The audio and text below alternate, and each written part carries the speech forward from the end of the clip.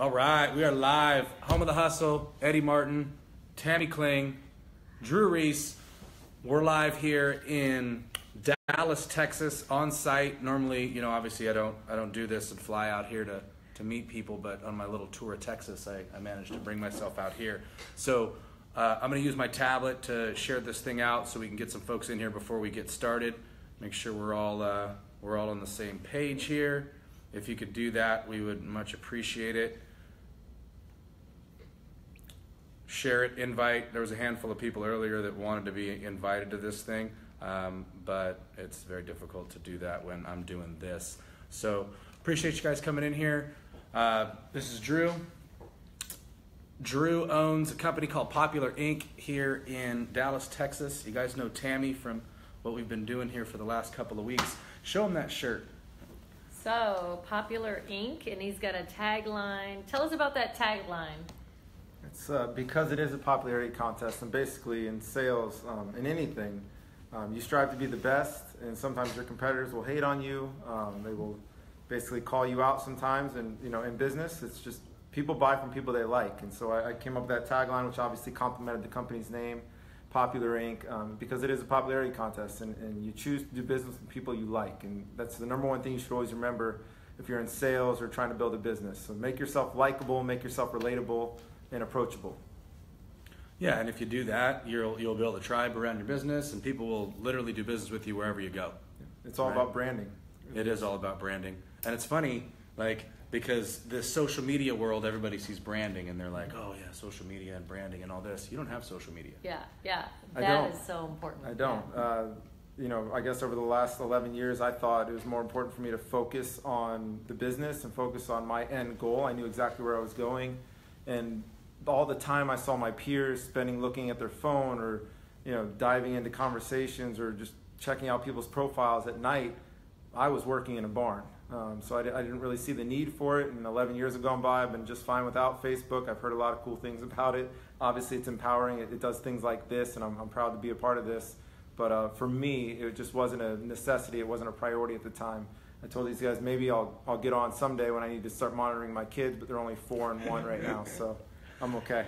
So you talk about in a barn, right? So it started in a barn. It did. Yep. So, like, we'll kind of do a fast forward and then back up a little bit. So you run a printing company. Yes, sir. That you literally started from scratch, that you didn't know anything about the industry at all. Correct. Yeah, I just took the bull by the horns, and really, this is what was offered to me.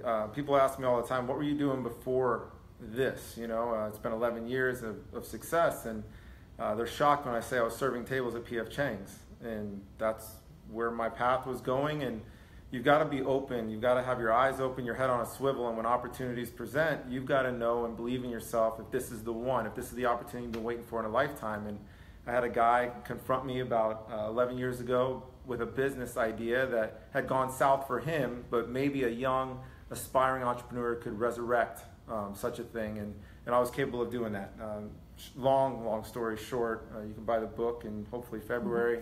4 years after getting this thing off the ground and really just selling something I knew nothing about, the fake it till you make it type motto, 4 years later we were profitable, and we were, I actually bought the whole company away with a business partner of mine at the time from the original owner, and we've turned this thing into Popular Inc. And then for the last 7 years, we've rocked it and turned it into one of the top 3 companies in our industry.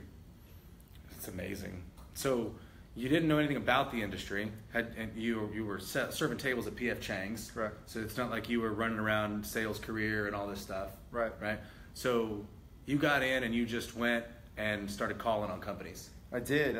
Again, the guy had an old company that was kind of in shambles. What I did was went up into the attic, and I pulled together a story from the 15 previous years of who were the customers, what kind of products did they print for, went into grocery stores, tried to touch and feel and find similar products, and made a cold call list. So between the list in the attic and the list that I made myself at an Albertsons here locally in McKinney, Texas, I started cold calling like crazy. I mean, asking for purchasing managers, asking for CEOs, just trying to get on the phone. And the first brand I ever landed was owned by Abbott, called EAS Myoplex, which is a huge sport nutrition line we used to take in high school. So I took a lot of pride in landing that account, and after EAS came on board, it gave me the clout to go out to the market and say, hey, I print for EAS, and all of a sudden we landed Nutrisystem, and you guys all know about Nutrisystem. Yep.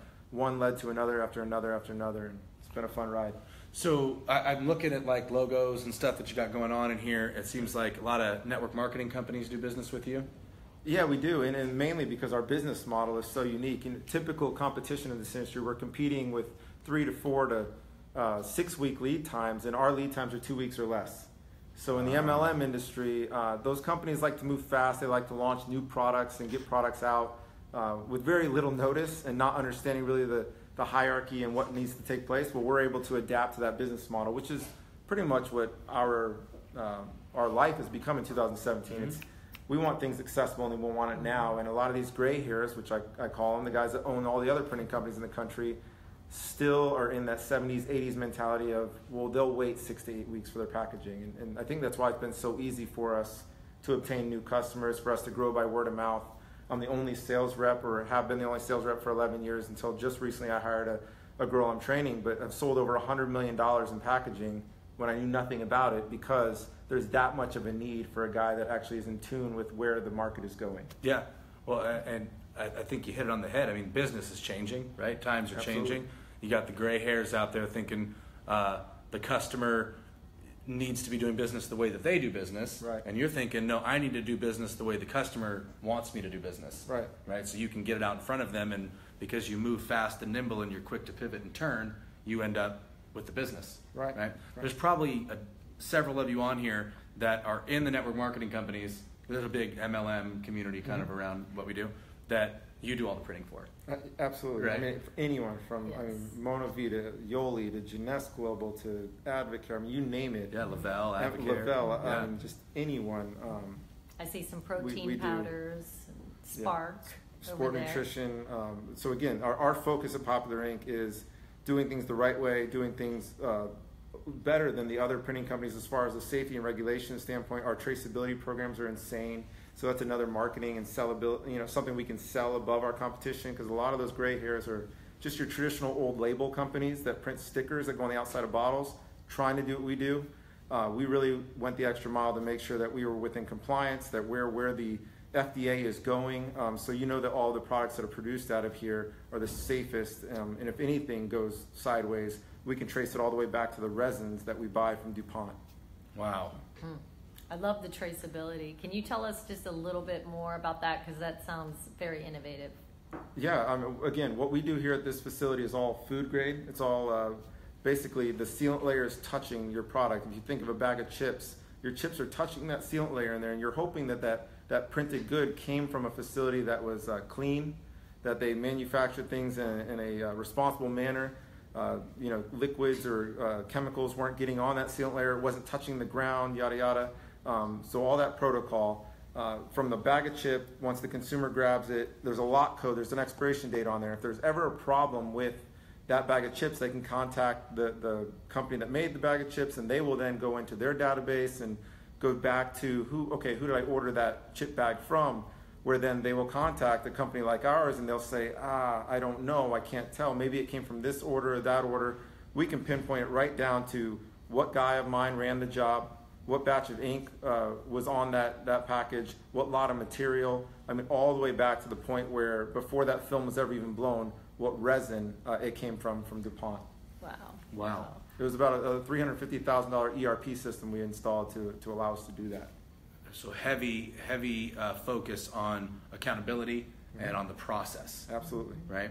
I noticed a Nick Saban quote over there, so immediately my brain starts thinking about the process. Another thing that I noticed immediately when I got here was you've created a culture. Correct. Like there's a very direct and obvious culture that seems like is kind of the heart of the business. Was that something that was super important to you when you started getting this thing going and bringing on people that they felt liked and appreciated and wanted? Absolutely. I think I told you on a side tour that we went on that appreciation is probably my number one motivator in life. I don't do things for money. I do things to know that I'm appreciated by people. If someone just shows that they appreciate me, that's more than the money they could ever give me. So instilled in our core values is the word grateful. I think that goes hand in hand, and just being grateful for the opportunity I'm given every day. I want our customers to be grateful for us for being here for them. I want our guys to understand that, wow, I'm grateful for our customers giving us orders. It's a reciprocal relationship that's got to go back and forth, back and forth. When building a company, I have a chapter in my book that's going to be coming out that act like you've been here before, and it's really about don't forget where you come from. And I will never forget where I came from. I was, again, serving tables. I was paycheck to paycheck, and so I won't eat unless these guys are fed, and that's the way it's always been. And I like to just make sure as the company gets bigger and bigger, we don't ever lose those roots of taking care of your people first. Everything else will fall in place. Yes, it's got to be a win-win. Like every relationship throughout the whole process has to be a win-win. Absolutely. It's a win-win with your distributors, with your manufacturers. It's a win-win with your clients and with your employees. Right? Everybody's got to win, or else it's not really. In fact, in our handbook, we're all team members. You have a membership here. You don't have an employment. So in our handbook, we don't mention the word employee. You're not just another number. You have a jersey number. And our hopes are that you retire here, and that your number gets lifted into the rafters of our factory someday because your number is being retired. So we look at it just completely different from the core, all the way from the beginning, your first day here to your last. I love that. I love that commitment. And all this time we've been working on this book with you, we've noticed this about you, just the differentiator of integrity, honesty, and just telling it like it is, basically. And I just want to speak to the entrepreneurs out there, anybody that wants to build a company or doesn't even know how they're going to start, and just look to Drew for inspiration to just know that he did not know. He'll be the first one to say, I did not know what I was doing before I started. And that's so inspiring because people look at guys like you and think, I could never do this, or they were a trust fund baby, or, oh, they had help along the way, or something like that. And that's not your story at all. No, I have a chip on my shoulder.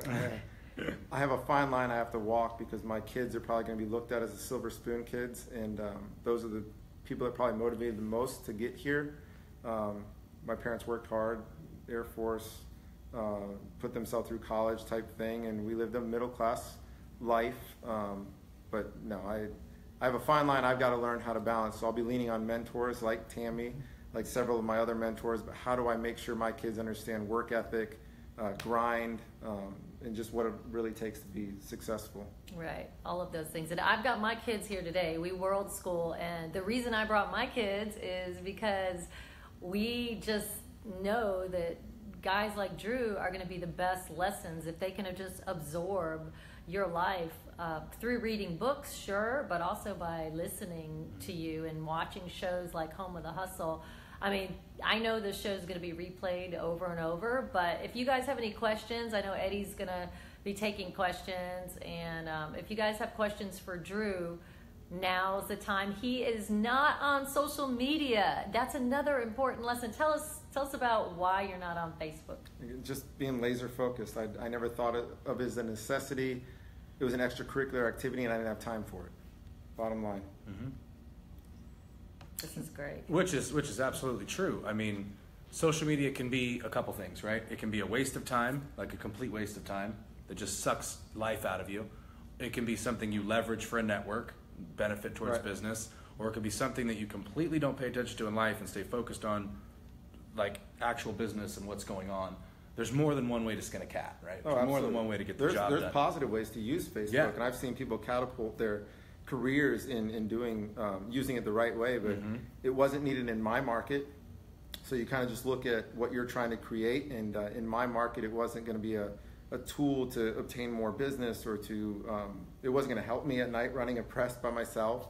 So I just needed to focus on those things I needed to do to be successful, and maybe someday, like I said, maybe I'll join. You never know. Right now, No, don't do it. Don't staying away from no Instagram, no Stay Twitter, away for now. nothing. Yeah. Just keep doing what you're doing. We do have a question from Kyle Hendricks. I don't know if you want to read it. It's from Kyle Hendricks, and he asked it a couple times about Drew's employee handbook. Oh, okay. So Kyle's a details guy. Okay, so Kyle is like an operations guy. Okay. Super cool dude.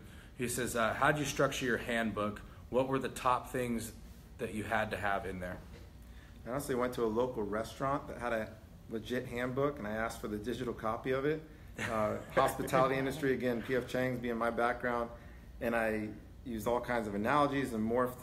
Basically, anywhere you saw the word employee, just delete it and say member. You are a member here. This is the state of Texas, where it's a right to work state, right? But it goes both ways. I choose to work here, so we have memberships here. You're showing up because you like the environment you're working in. You like the task that you're doing day to day. You get gratification out of that. And I can't run a company without you out here. So it just goes both ways. When you looked at everything from top down, replace the word with employee and just call it a membership for what it is. Now, obviously, like a gym, you can cancel someone's membership if they act out of line or don't abide by the policies that you want them to. It really does make them feel a lot more part of the team, like as a true partner, and not as just another number. This guy doesn't care. This guy doesn't get it. He's never done this job. I mean, that's different too. All these guys know that I've done everything out here, from sweeping the floors to running the press to breaking down the press. I think you get a lot of respect from guys that. Oh yeah, you've done it. You've been in the field. You're not just talking about it. You are about it. Right. Real quick, if you guys haven't shared this out, go ahead and share this out. Let me know you shared it. Put a share in the comments so I know that you did, so we can give you some love. You know what I think is really cool, and Tammy kind of gave me a heads up on it before, is you're a realist, right? It's just like the truth, the raw truth. Like, it's either factual or it's not. Right? Yeah. Right? Whereas some people sugarcoat things and they BS and they hype things up. You're like, you look at things at the actual core of what they actually are, and I really, really appreciate that, because my brain kind of works the same way. Yeah, I don't think before I speak a lot of times, so I kind of let it marinate out there, and I'm like, well, let's just go. I wonder if that made sense. I wonder if that made sense. Let's take that thought a little further, because so when you were talking about him being a realist, so you said something during the book process about how we are not all created equal, and all these motivational speakers who stand up in front of 30,000 people and say, "You can do it, you can do it." Yeah. How that kind of bugs you. Tell us about that. Yeah, that's the fight I'm pretty much trying to pick. I'm just a debater. If you tell me Michael Jordan was the best basketball player in the world, I'm gonna fight you back, and I know I'm dead wrong, and I will just fight you back, and I will fight you back. So the same in motivational speakers. I know they play a really good, important role in motivating people, in getting people to get more out of themselves, what they would have probably done without them. But if I'm going into an auditorium, which I've been in before, and I've heard them say, you all can do this, and they're really just trying to sell 30,000 books, 30,000 subscriptions, 30,000 t-shirts. My whole side, again, the website I'm going to be launching, I own demotivate.com, and my goal is to demotivate you. I think the more I pound you down, the more I beat you down and just tell you you are not going to become successful, because that's what I feel like people did to me my whole life. There's going to be a small percentage. There's going to be 1 to 2% of people that sit in that room and say, well, this guy doesn't know what he's talking about. This guy, that doesn't even bother me. I'm going to shrug that right off. That was me.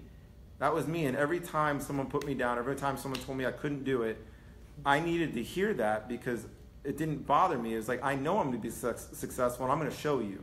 And that's what I'm going to try to bring out. I only want 1 to 2% of those people leaving a room guaranteeing themselves, like, oh, he wasn't talking about me. And I want to save the other 98% of people from cashing in 401ks, reverse mortgaging their houses, all on a whim, all for a dream, because I genuinely do care about people. Yeah. And, you need to, there's a saying that I learned recently from a mentor of mine. It took me his passing for me to understand it in full.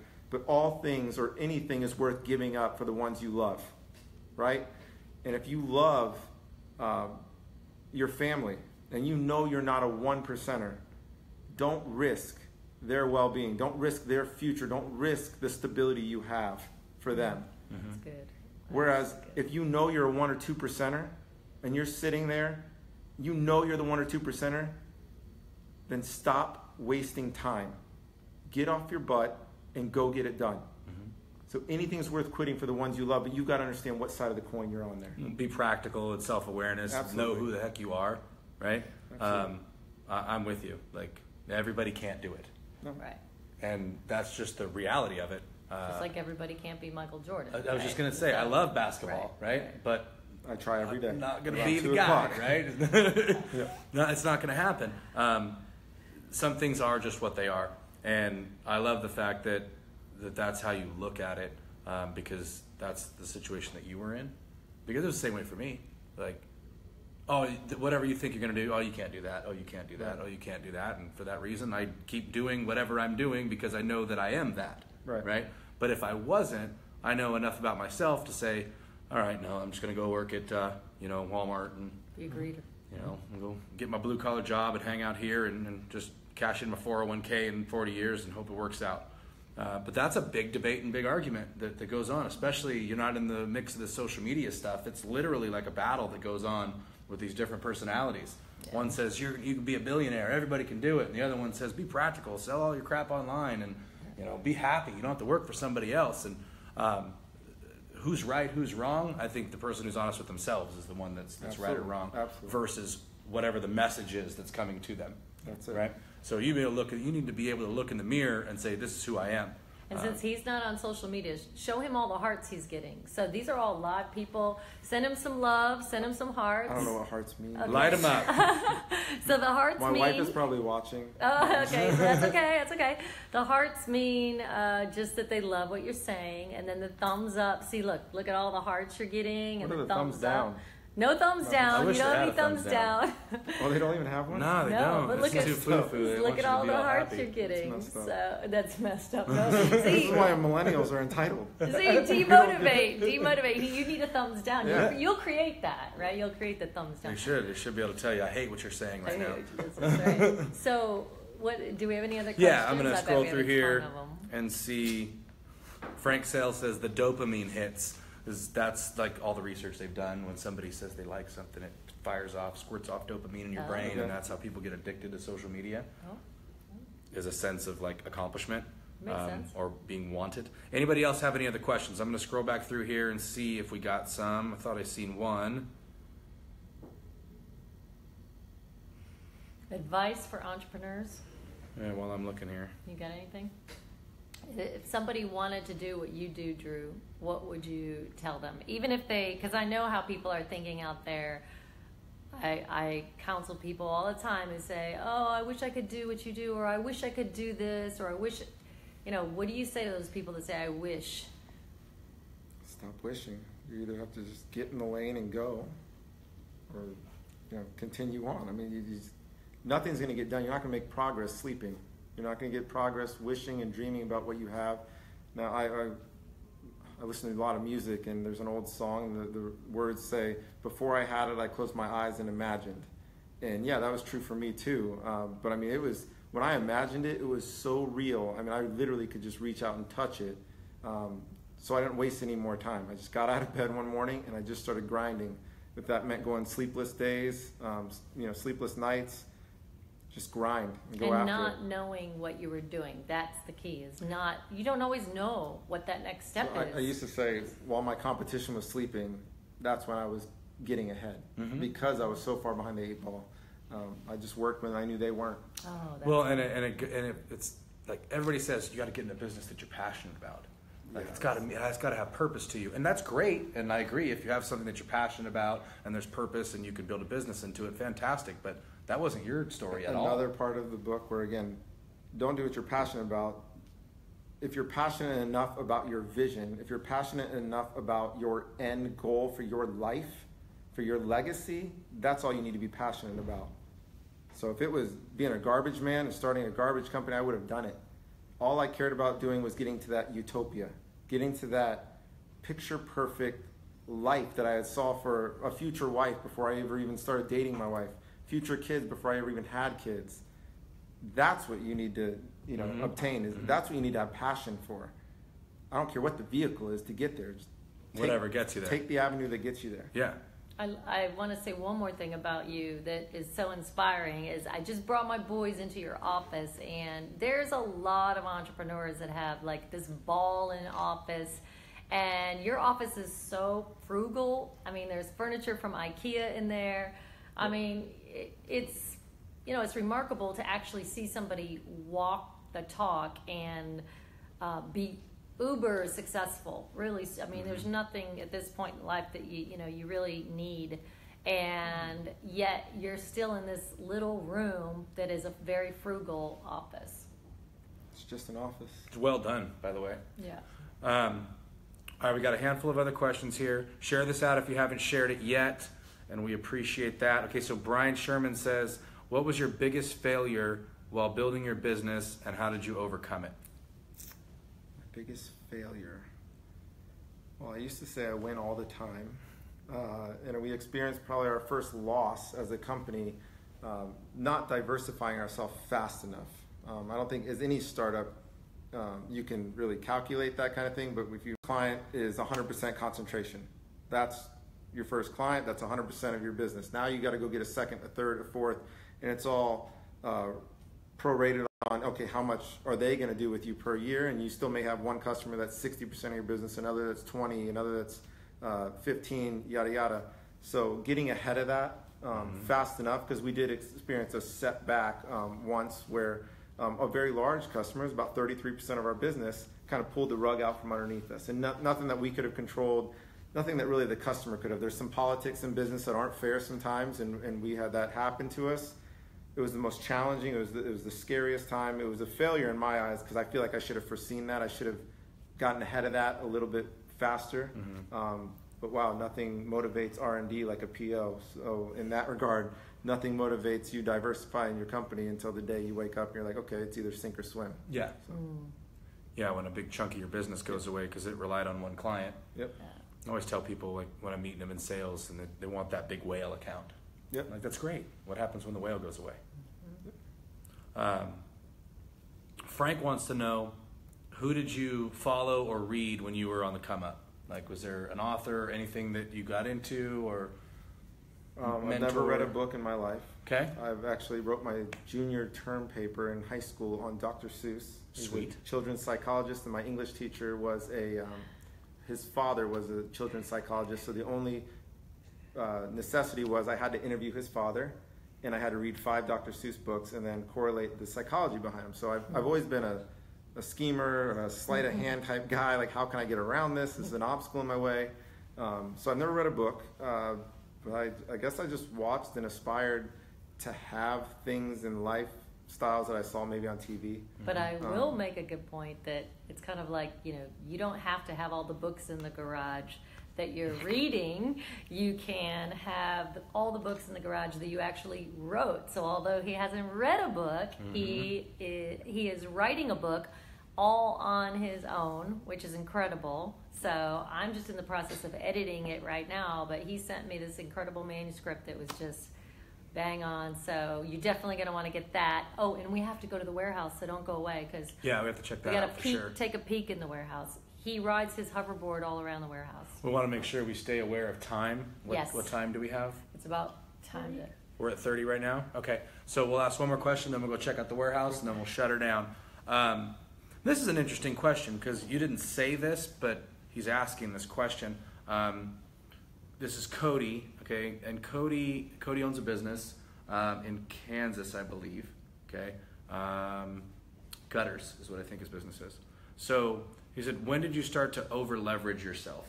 I don't know if I fully understand that question, but I think we were just very fortunate. We had to do some strategic things, if you're asking what I think you're asking, in the beginning where we didn't have any operating capital to really start our business. So we learned of a thing that I maybe took a course on in college called factoring. And there's a very, very small percentage of companies that actually become successful and get away from the factoring. But when we would take on purchase orders, you can essentially get funded 80% of that purchase order right up front from these certain factoring companies around any Metroplex area.